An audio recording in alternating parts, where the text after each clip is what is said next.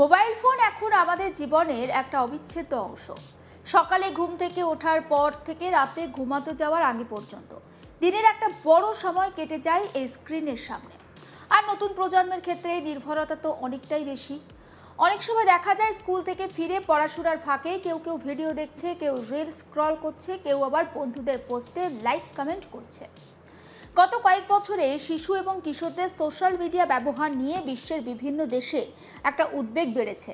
মনোবিজ্ঞানী, শিক্ষক, অভিভাবক, শিশু অধিকার কর্মীরা বারবার প্রশ্ন তুলেছেন, অল্প বয়সে অতিরিক্ত সোশ্যাল মিডিয়া ব্যবহার কি শিশুদের মানসিক স্বাস্থ্যের উপর একটা নেতিবাচক প্রভাব ফেলছে?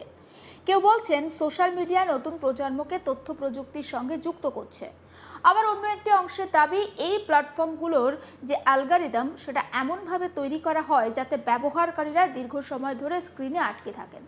ফলে পড়াশোনা, খেলাধুলা, সামাজিক যোগাযোগ, মানবিক বিকাশের ওপর তার একটা প্রভাব পড়তে পারে। এই বিতর্কটা বহুদিনের আমরা জানি, কিন্তু এবার এই বিতর্ককে একটা নতুন মাত্রা দিল ব্রিটেনের একটি বড় সিদ্ধান্ত। বিশ্বের বিভিন্ন দেশে যখন শিশুদের অনলাইন নিরাপত্তা নিয়ে আলোচনা চলছে, ঠিক তখনই ব্রিটিশ সরকার এমন একটি পদক্ষেপের কথা ঘোষণা করেছে যা আগামী দিনে আন্তর্জাতিক পর্যায়ে নতুন নীতির উদাহরণ হয়ে উঠতে পারে। ব্রিটেনের প্রধানমন্ত্রী কিয়ার স্টারমার একটি গুরুত্বপূর্ণ ঘোষণা করেছেন। তিনি জানিয়েছেন 2027 সালের বসন্তকাল থেকে 16 বছরের কম বয়সী শিশু কিশোরদের জন্য সোশ্যাল মিডিয়া ব্যবহারে নিষেধাজ্ঞা জারি করা হবে। আর এই ঘোষণার পর শুরু হয়েছে একটা জোরদার বিতর্ক। কেউ বলছেন এটি শিশুদের সুরক্ষার জন্য একটা অত্যন্ত প্রয়োজনীয় পদক্ষেপ, আবার কেউ বলছেন বাস্তবে এই নিয়ম কার্যকর করা প্রায় অসম্ভব।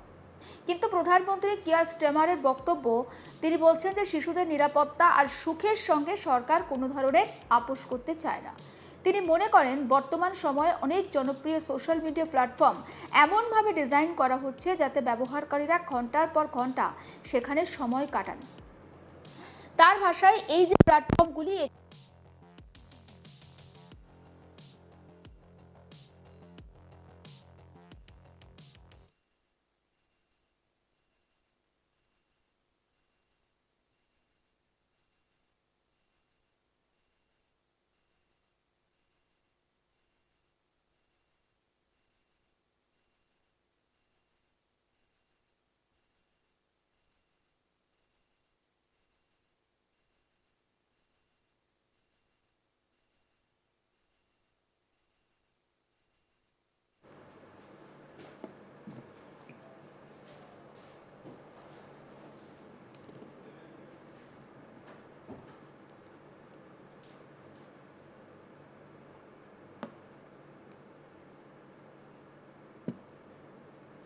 বিশেষ করে কম বয়সী ব্যবহারকারীরা এই ধরনের আসক্তির শিকার হওয়ার একটা ঝুঁকিতে থাকে।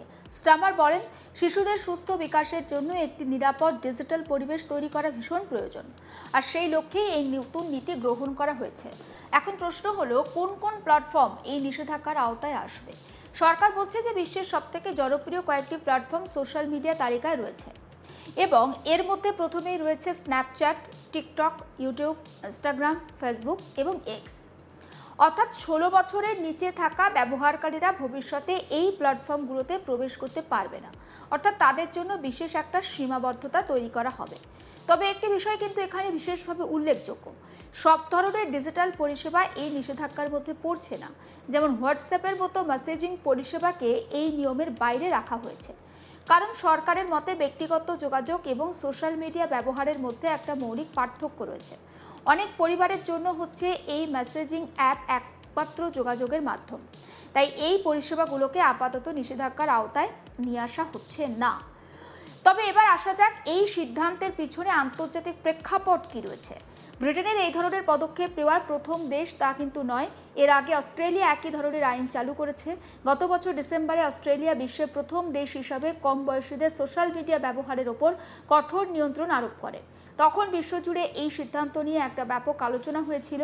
কিয়ার স্টারমার তিনি জানিয়েছিলেন যে ব্রিটেন অস্ট্রেলিয়ার অভিজ্ঞতা থেকে অনেক কিছু শিখেছে। তার দাবি, নতুন ব্রিটিশ ব্যবস্থা বিশ্বের অন্যতম অগ্রগামী এবং আধুনিক ডিজিটাল নিরাপত্তা নীতি হতে চলেছে। স্টারমারের ভাষায় এটি একটি ওয়ার্ল্ড লিডিং বা বিশ্বমানের উদ্যোগ। অস্ট্রেলিয়া প্রধানমন্ত্রী অ্যান্থনি আলবানিজো ব্রিটেনের এই সিদ্ধান্তকে স্বাগত জানিয়েছেন। তিনি বলেছেন, শিশুদের নিরাপত্তা নিশ্চিত করার ক্ষেত্রে এটি একটি গুরুত্বপূর্ণ পদক্ষেপ। তবে এখানেই শেষ নয়, কারণ অস্ট্রেলিয়ার অভিজ্ঞতা আবার কিছু বড় প্রশ্নও তুলে ধরেছে। আইন তৈরি করা সহজ হলেও বাস্তবে তা কার্যকর করা বেশ অসম্ভব ব্যাপার। প্রশ্নের উত্তর এখনো পর্যন্ত স্পষ্ট নয়। অস্ট্রেলিয়ার নিষেধাজ্ঞা চালু হওয়ার 6 মাস পর একটি সমীক্ষা করা হয়েছিল এবং সেই সমীক্ষায় দেখা যাচ্ছে প্রায় 70% অভিভাবক জানিয়েছেন যে তাদের সন্তানরা এখনও সেই নিষিদ্ধ সোশ্যাল মিডিয়া প্ল্যাটফর্মগুলো ব্যবহার করছে। অর্থাৎ আইন থাকা সত্ত্বেও বাস্তব পরিস্থিতি কিন্তু ভিন্ন। অনেক শিশু তারা কিন্তু একেবারে নানা রকম অ্যাকাউন্ট খুলছে, কেউ পরিবারের সদস্যদের অ্যাকাউন্ট ব্যবহার করছে, আবার কেউ প্রযুক্তিগত নানান পদ্ধতি ব্যবহার করে নিয়মকে এড়িয়ে যাচ্ছে। ফলে বিশেষজ্ঞরা বলছেন, ব্রিটেনের সামনে সবথেকে বড় চ্যালেঞ্জ হবে এই আইন কার্যকর করা। বয়স যাচাই বা এজ ভেরিফিকেশন ব্যবস্থা কতটা নির্ভুল হবে সেটাই এখন সবথেকে বড় প্রশ্ন। কারণ কোনো ব্যবহারকারী প্রকৃত বয়স নিশ্চিত করা প্রযুক্তিগতভাবে খুব একটা সহজ নয়। যদি অত্যন্ত কঠোর পরিচয় যাচাই ব্যবস্থা চালু করা হয়, তাহলে হয়তো ব্যক্তিগত গোপনীয়তা নিয়ে একটা উদ্বেগ তৈরি হতে পারে। আবার যদি যাচাই ব্যবস্থা দুর্বল হয়, তাহলে আইন কার্যত অকার্যকর হয়ে যেতে পারে। এই অবস্থায় সোশ্যাল মিডিয়া কোম্পানিগুলিও নিজেদের মতামত কিন্তু জানিয়ে দিয়েছে। ইউটিউব, মেটা এবং স্ন্যাপচ্যাটের পক্ষ থেকে বলা হয়েছে, সম্পূর্ণ নিষেধাজ্ঞা হয়তো সমস্যার সমাধান নয়। তাদের মতে, যদি জনপ্রিয় এবং তুলনামূলকভাবে নিয়ন্ত্রিত প্ল্যাটফর্মগুলোতে প্রবেশ বন্ধ করা হয়, তাহলে অনেক কিশোর বা কিশোরী আরও কম নিরাপদ আর অজানা প্ল্যাটফর্মের দিকে ঝুঁকতে পারে। অর্থাৎ নিষেধাজ্ঞার উল্টো ঝুঁকির জন্ম দিতে পারে। তাই বয়সভিত্তিক নিরাপত্তা ব্যবস্থা, কন্টেন্ট ফিল্টার এবং প্যারেন্টাল কন্ট্রোল বা স্ক্রিন টাইমের সীমাবদ্ধতার মতো পদক্ষেপ আরও কার্যকর হতে পারে। তবে এই যুক্তি সবাই যে গ্রহণ করছেন তা কিন্তু নয়। অনেক অভিভাবক এবং শিশু সুরক্ষা কর্মী বলছেন, বছরের পর বছর ধরে প্রযুক্তি সংস্থাগুলো নিরাপত্তা বৃদ্ধির প্রতিশ্রুতি দিয়ে এসেছে, কিন্তু বাস্তবে এখনও শিশুদের সামনে ক্ষতিকর কন্টেন্ট, সাইবার বুলিং, অনলাইন প্রতারণা এবং মানসিক চাপের সমস্যা তৈরি হয়ে যাচ্ছে। তাই তাদের মতে আরও কঠোর পদক্ষেপ নেওয়ার সময় এসেছে। এই বিতর্কের মধ্যে সামনে এসেছে এক আবেগঘন প্রতিক্রিয়া এবং সন্তান হারানো একজন বাবা, মার্ক ডাউই। সোশ্যাল মিডিয়া কোম্পানিগুলোর বক্তব্যের জবাব দিতে গিয়ে তিনি বলেন, যদি এটাই তাদের সবথেকে শক্তিশালী যুক্তি হয়, তাহলে তারা সত্যিই সমস্যার মধ্যে রয়েছেন। আর এই মন্তব্য এখন ব্যাপকভাবে আলোচনার শিরোনামে উঠে এসেছে। অনেকেই মনে করছেন, শিশুদের নিরাপত্তা নিয়ে উদ্বিগ্ন পরিবারগুলোর মনের কথা যেন এই বক্তব্যে একেবারে স্পষ্টভাবে উঠে এসেছে। অন্যদিকে আবার কিছু প্রযুক্তি বিশেষজ্ঞদের মত আলাদা। তাদের মতে, প্রযুক্তিকে সম্পূর্ণভাবে নিষিদ্ধ করার বদলে শিশুদের সঠিকভাবে প্রযুক্তি ব্যবহার শেখানো প্রয়োজন। ডিজিটাল শিক্ষার উপর জোর দেওয়া দরকার, কারণ ভবিষ্যতে পৃথিবীতে প্রযুক্তি এড়িয়ে চলা সম্ভব নয়, বরং নিরাপদ এবং সচেতন ব্যবহার শেখানোই দীর্ঘমেয়াদ বেশি কার্যকর হতে পারে। আর এই বিতর্কের কোনো সহজ উত্তর কিন্তু নেই। একদিকে রয়েছে শিশুদের মানসিক স্বাস্থ্য এবং নিরাপত্তা, অন্যদিকে রয়েছে তথ্য প্রযুক্তির সুযোগ এবং ডিজিটাল স্বাধীনতা।